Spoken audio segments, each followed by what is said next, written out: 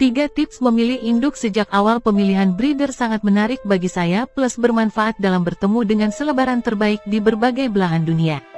Seperti mata pelajaran lainnya, Pigeon Graders, ada beberapa yang bagus di Amerika, memiliki kepercayaan dan gaya yang berbeda. Beberapa penilai akan menilai burung Anda dan mungkin memberi Anda skor. Beberapa orang akan memberitahu Anda bahwa burung ini dapat terbang jauh dan burung ini tidak. Tanyakan kepada beberapa orang apa yang mereka cari dan mereka akan berdansa seputar pokok bahasan seperti politisi sejati.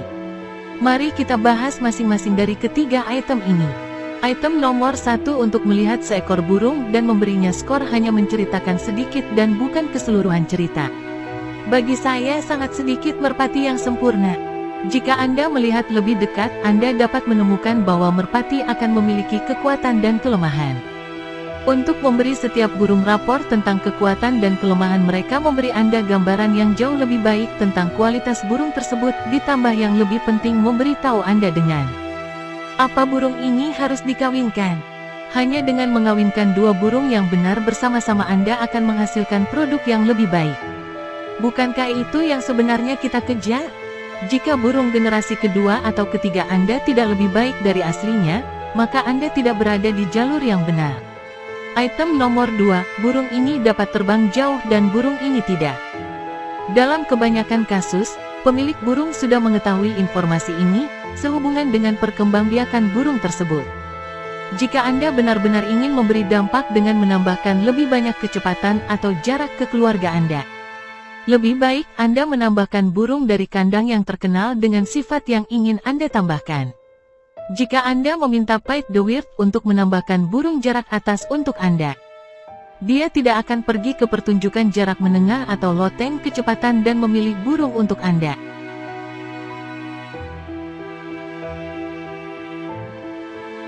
Akal sehat harus mengarahkan Anda ke arah yang berbeda. Pied atau siswa kelas atas lainnya akan pergi ke salah satu loteng jarak atas dan memilih burung terbaik dari pasangan yang terbukti terbaik. Atau mungkin memilih salah satu peternak terbaik atau juara itu sendiri. No. 3. Mengajukan pertanyaan kepada siswa kelas. Di area ini beberapa siswa akan meluangkan waktu untuk menjawab beberapa pertanyaan dan beberapa tidak. Saya percaya bahwa berbagi informasi hanya dapat membantu dan untuk itulah Anda dibayar sejak awal. Seorang penilai harus memiliki kepercayaan diri yang cukup bahwa berbagi beberapa detail dalam satu percakapan tidak akan membuat penilai merpati berikutnya.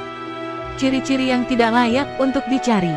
Lidah biru. Beberapa siswa kelas akan mendiskualifikasi seekor burung dengan lidah biru.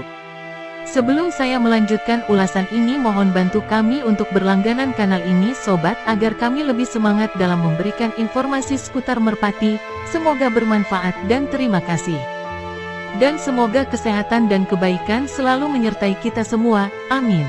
Saya pribadi menemukan lidah biru di beberapa peternak kelas dunia. Pada burung saya sendiri, beberapa penerbang dan peternak terbaik memiliki lidah biru, yang lain tidak. Saat paruh merpati terbuka, jika Anda melihat titik putih kecil di belakang tenggorokan, jangan khawatir.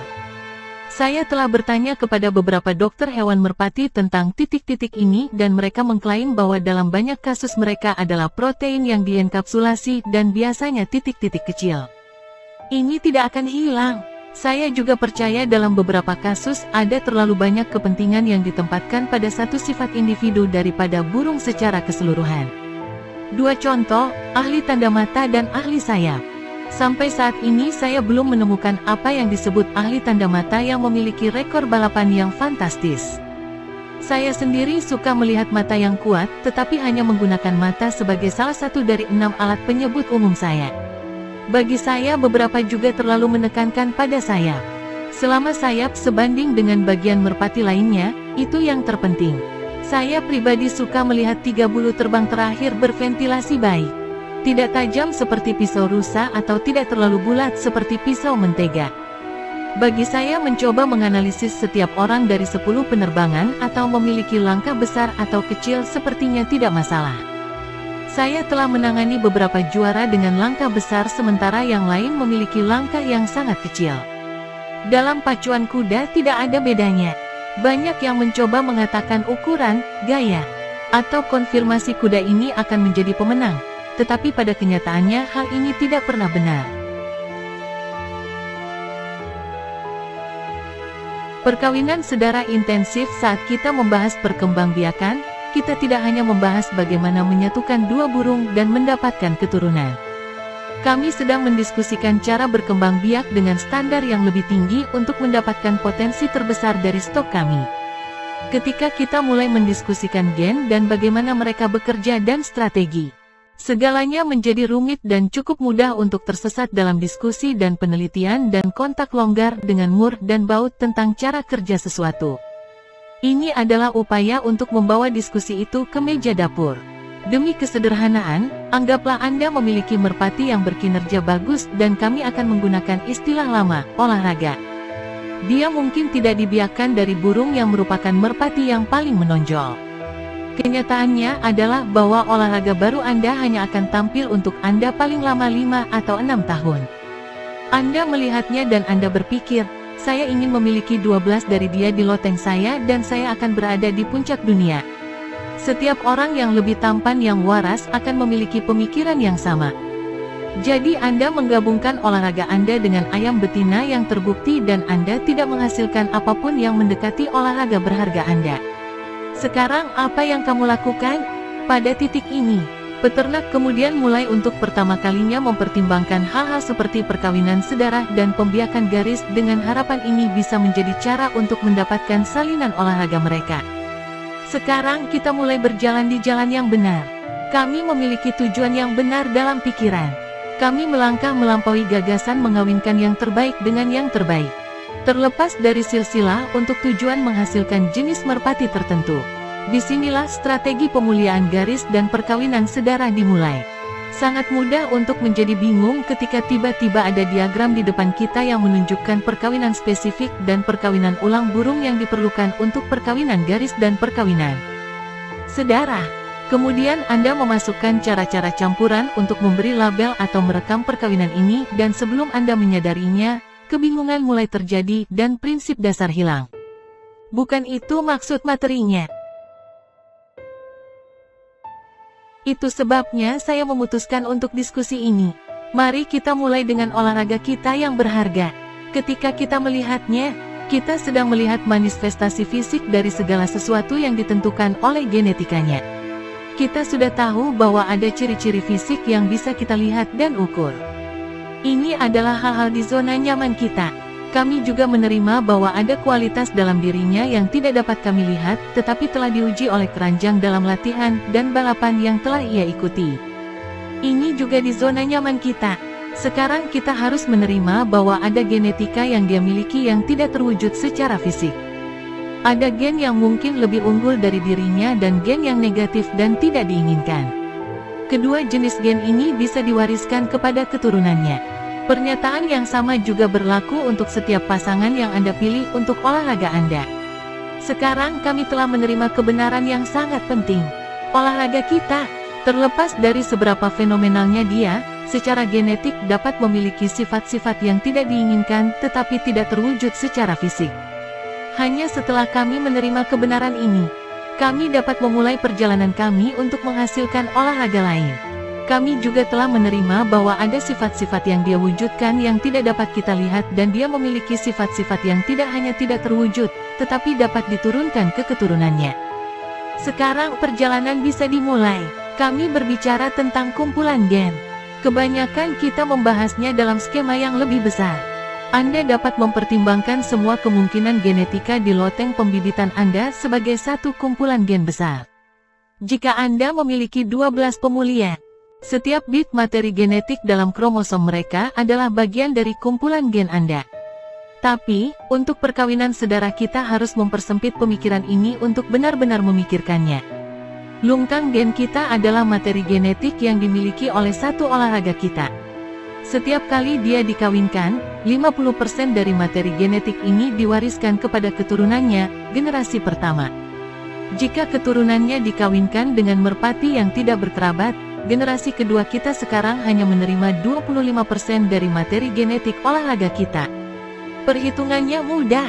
Dalam beberapa generasi kita tidak melihat secara genetis apapun yang dekat dengan olahraga kita. Disinilah perkawinan sedara kemudian menjadi alat pilihan. Dengan perkawinan sedara kami mencoba untuk meningkatkan jumlah materi genetik yang dimiliki oleh keturunan dari burung induk. Saya menggunakan bentuk jamak karena olahraga kita tidak bisa menghasilkan keturunan tanpa pasangan, jadi kita akan selalu memiliki dua burung pondasi. Dalam bab perkawinan sedara dan perkawinan garis, diagram selalu dimulai dengan ayam tanda pagar 1 dan ayam betina tanda pagar 2, pasangan dasar kita. Alasan strategi saya melibatkan bekerja dengan keturunan untuk memulai program perkawinan sedara dimulai dengan dua burung pondasi dan bukan nenek moyang adalah karena kebanyakan orang tidak memiliki semua nenek moyang. Kita hidup di zaman ketika begitu banyak burung dibeli dari pedagang merpati dengan harga yang sangat mahal. Seringkali, burung dalam silsilah tidak diterbangkan, mereka dibiarkan untuk persediaan. Dengan kata lain, mereka mungkin menarik secara fisik, tetapi mereka tidak diuji oleh keranjang atau balapan. Mereka dipelihara dan dipelihara untuk menghasilkan keturunan untuk dijual. Kami tidak ingin dibesarkan untuk stok dalam program kami.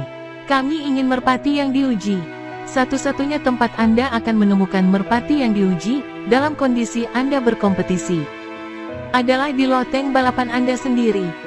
Jika Anda memiliki nenek moyang olahraga Anda, dan mereka telah diuji, Anda selangkah lebih maju dalam teorinya. Pertimbangkan bahwa olahraga Anda adalah 50% dari bapaknya dan 50% dari bendungannya. Di suatu tempat dalam campuran itu, dia mendapatkan kombinasi yang tepat untuk menjadi olahraga.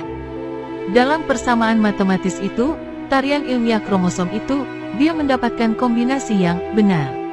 Secara teori, saudara kandungnya bisa sangat mirip secara genetik dengannya, atau secara genetik hampir tidak berhubungan.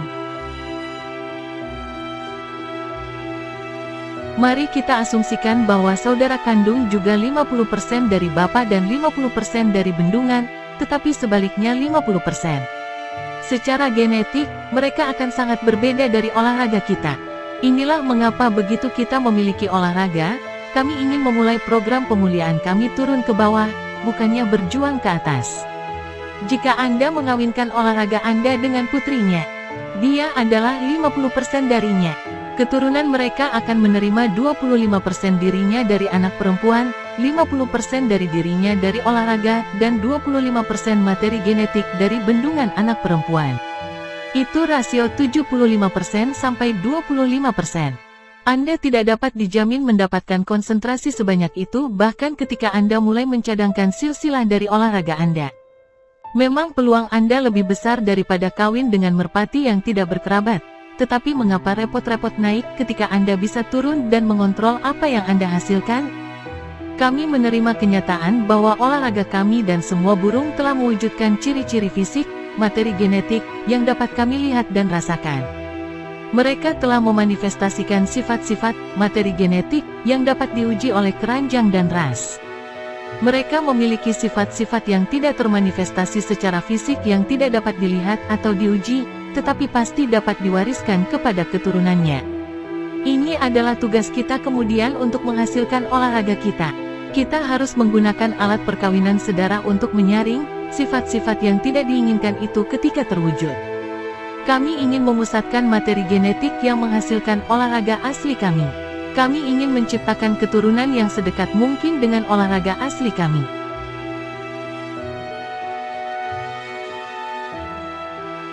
Jika ini yang ingin Anda lakukan, ikuti program pemuliaan intensif. Ketika saudara kita pecinta merpati mewah berwarna ingin mengetahui genetika apa yang ada di belakang seekor merpati, mereka kawin sedara dan mengisolasi berbagai alel genetik. Mereka membiarkan mereka mengungkapkan diri dan kemudian mereka tahu kombinasi genetika apa yang bertanggung jawab. Mereka juga mengetahui sifat genetik apa yang dimiliki tetapi mana yang resesif dan tidak terekspresikan. Inilah yang kami coba lakukan dengan merpati balap. Kami mencoba mereproduksi genetika yang diekspresikan dari olahraga asli kami. Kami meskipun cacat karena semua sifat genetik yang tidak dapat kami lihat atau rasakan. Itulah sebabnya program perkawinan sedarah intensif ditulis dengan cara ini. Untuk menghemat waktu Anda kawin kembali ke silsilah menjadi intens, dan dengan cepat menghilangkan materi genetik yang tidak diinginkan. Ini dirancang untuk dengan cepat mengisolasi, dan menggandakan, atau membuat materi homozigot yang diinginkan. Ini dirancang agar hasil kerja keras Anda dapat direproduksi. Anda harus menerima bahwa tidak ada pil ajaib atau formula ajaib. Anda harus menerima bahwa Anda akan menghasilkan burung yang lebih rendah. Awal, rasio burung yang diinginkan bisa menjadi sebesar 1:10 atau bahkan lebih besar. Anda harus menerima bahwa beberapa garis akan menemui jalan buntu, dan Anda harus mundur dan berkembang biak lagi. Berjalan dengan susah payah dengan keyakinan pada teori dan itu akan terbayar. Oleh Domansky, F. Love.